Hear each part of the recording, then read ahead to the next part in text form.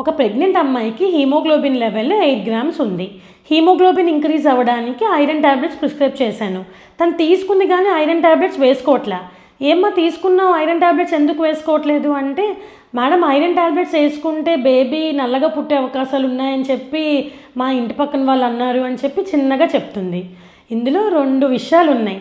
ఫస్ట్ది ఏంటి అంటే, మనకి colour of the baby important కాదు, health of the baby important. Baby హెల్తీగా పుట్టాలని మనం అనుకోవాలి. బేబీ హెల్తీగా ఉండాలంటే మదర్ హెల్తీగా ఉండాలి.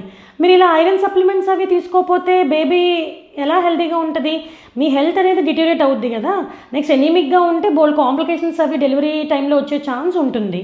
సో ఇలాంటి అపోహలు నమ్మి ఇలాంటివి చేయకండి. సెకండ్ ఏంటంటే, ఈ కలర్ ఆఫ్ ద బేబీ అనేది అసలు మన చేతిలోనే ఉండదు, మనం ఏం చేయలేము. It's genetically determined.